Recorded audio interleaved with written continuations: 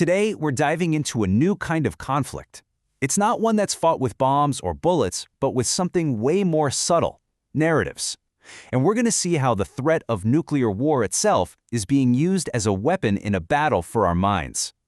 So, let's set the stage. There's a new battlefield emerging in the 21st century. But this isn't a place you can find on a map. It's not a conflict fought with traditional weapons. No, this is a war for your mind. The main target isn't land or resources, it's your perception, your emotions, and ultimately the choices you make.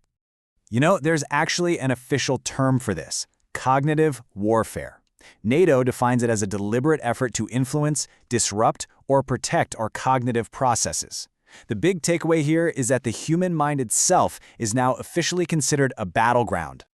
Okay, so that's the theory, but what does this actually look like in the real world? Well, a recent research paper gives us a pretty powerful case study breaking down how the nuclear narrative got weaponized during the Russia-Ukraine conflict. And just to give you a sense of the scale we're talking about here, it is massive. Scientists analyze content from something like 7,000 Russian websites and Telegram channels.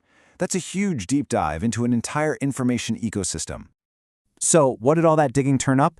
Well, they essentially mapped out the entire anatomy of a really sophisticated disinformation campaign.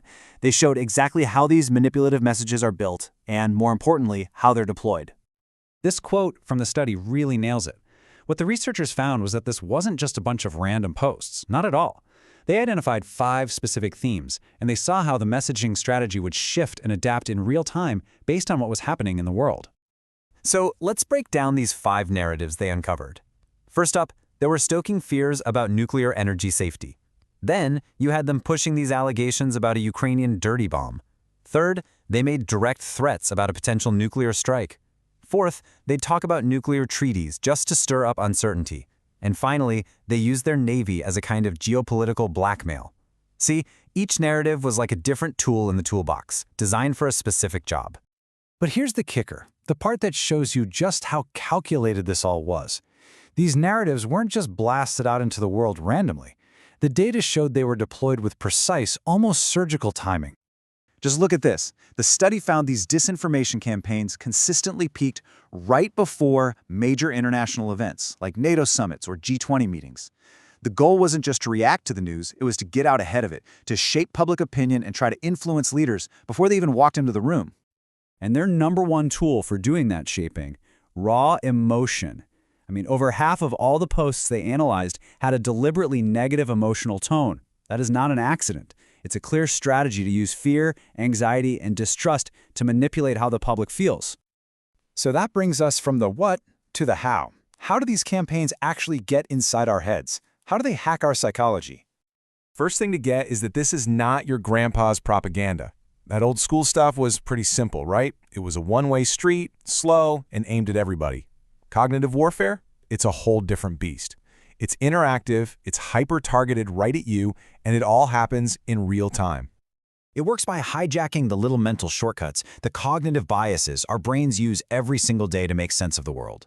For example, it preys on our confirmation bias, that little voice in our head that loves hearing things we already believe.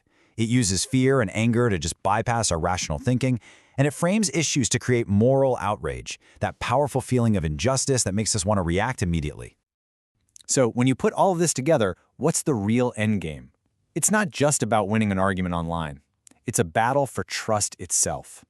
The goal is to wear down our trust in institutions, in the media, and maybe even in our own ability to tell what's real from what's fake.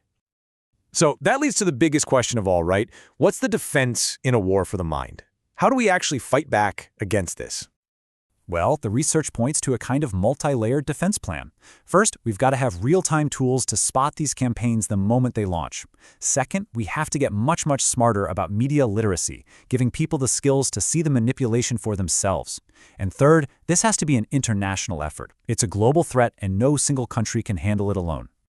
And this quote right here, I think it just sums up the challenge perfectly. The defense can't just come from governments or the military. The source argues this needs a whole-of-society response. In other words, it's on all of us. Which really brings us to our final thought.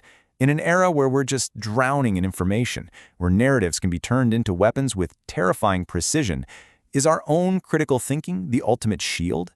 Is the best defense we have just learning to question everything?